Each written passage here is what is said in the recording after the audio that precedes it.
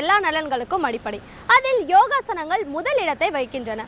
யோகாசனங்களை நாம் கற்றுக்கொண்டால் நீண்ட நாள் ஆரோக்கியமாக வாழலாம். யோகாசனங்களை எளிய முறையில் கற்றுத்தர வருகிறார் ஆசன ஆண்டியப்பன் அவர்கள். நிகழ்ச்சியின் முதல் பகுதியாக வருகிறது நலமுடன் வாழ.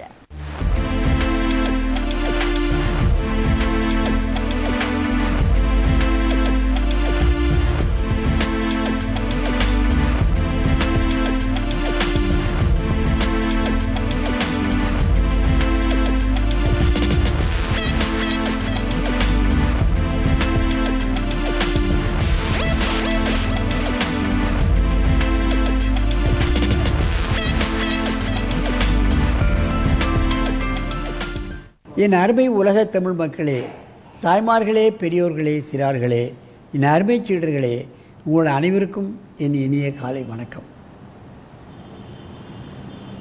கலைஞர் தொலைக்காட்சி நிகழ்ச்சியில் நலமுடன் வாழ என்னும் பிரிவில் யோகாசனத்திற்கு மிக மிக முக்கியத்துவம் கொடுத்திருப்பதை நீங்கள் அறிவீர்கள்.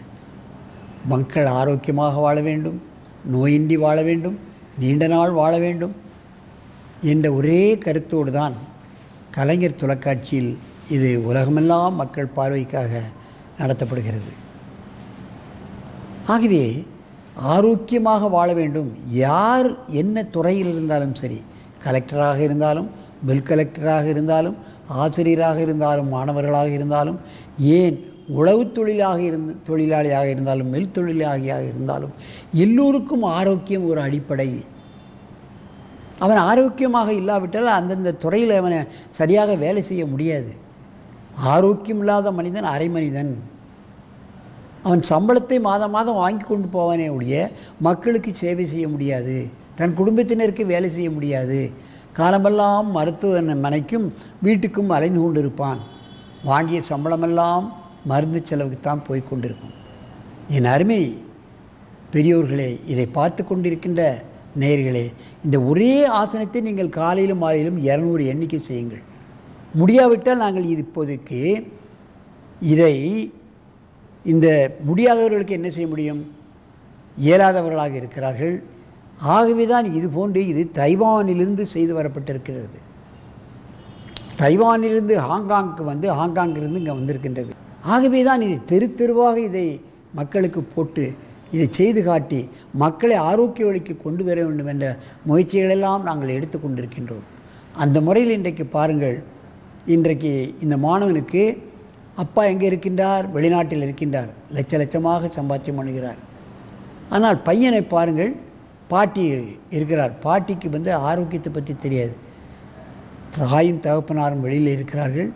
இவர் இங்கே இருக்கின்றான். பாட்டி இவனுக்கு நிறைய ஊட்டி உடலை இந்த நிலைக்கு ஆக்கி விட்டார்கள். அவள் அப்பா சொல்லி இப்போ ஆசனத்துக்கு வருகின்றான், உடலை குறைத்து கொண்டிருக்கின்றான். தம்பி மெதுவாக எழுந்து இதில் உட்கார்ந்து இந்த ஆசனத்தை செய்து காட்டு.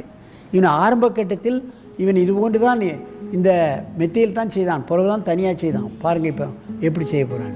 மெதுவாக செய்யணும், அவசரப்படக்கூடாது.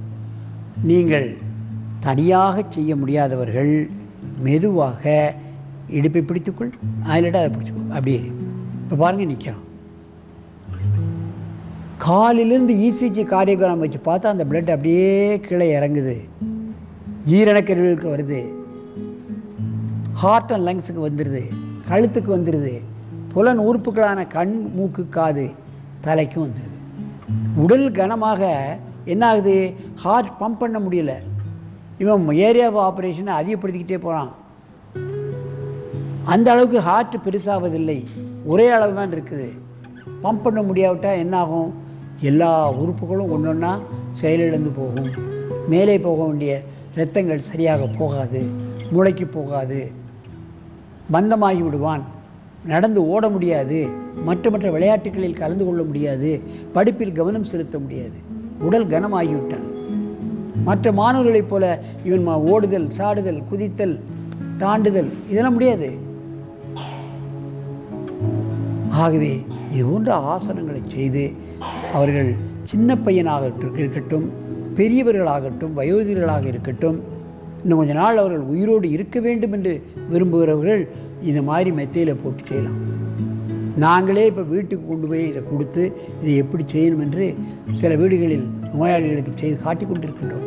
அவர்கள் அற்புதமான பலன்களை அடைந்திருக்கிறார்கள். ஆகவே நீங்கள் இது போன்ற ஆசனங்களை காலையிலும் மாலையிலும் கண்டிப்பாக செய்ய வேண்டும். ஒரு 200 எண்ணிக்கை இந்த மெத்தையில் இருந்தாலே போதும். ஒன்றும் முடியலன்னா 4 தலைவாணியை வச்சு அப்படியே சுற்றி அது மேலே உட்கார்ந்து படுத்து காலை மேலே தூக்கினாலும் போதும். ஆனால் இது கரெக்ட் பொசிஷனில் செய்திருக்கும். 45 டிகிரி ஸ்டாண்டிங்காக இருந்தால் அப்படி இறங்கி இப்படி வர்றது இசிஜி காட்டுது. உடல் உறுப்புகள் எல்லாம் தானாகவே சரியாக இயங்க ஆரம்பித்து விடுகிறது. அதைத்தான் கவனிக்க வேண்டும். உறுப்புகள் எல்லாம் சரியாக இயங்கி விட்டால் நமக்கு நோயேன் வரப்போகிறது? நீங்கள் யோசனை செய்து பார்க்க வேண்டும். மெதுவாக காலை தலைப்பக்கம் இறக்கு. இதில் ஒரு 15 நாள் 1 மாதம் போட்டதுக்கப்புறம் அவனை தனியாக செய்யக்கூடிய நிலைமை அவனுக்கு வந்துவிட்டது. இவன் ஏற்கனவே முந்தைய எபிசோடில் செய்திருக்கின்றான். ஒரே ஒரு முறை தனியாக செய்வான். தனியாக விபரீதக்கு நீ பண்ணு, தள்ளிவா பண்ணு. இந்த மெத்தையில் 1 மாதம் பண்ணிட்டேன்னா அப்புறம் தனியாக பண்ணுறான். அந்த ஸ்டேஜ் அவனுக்கு வந்து விடுகிறது. ஆரம்ப கட்டத்தில் அவனால் செய்ய முடியாது. ஆகவே குண்டாக இருப்பவர்கள் தனியாக முயற்சிக்காமல் இது போன்ற மெத்தைகளில் ஆரம்பித்து அதற்கு பின்னால் இது போன்ற ஆசனங்களை தனியாக செய்யக்கூடிய நிலைக்கு நீங்கள் வர வேண்டும்.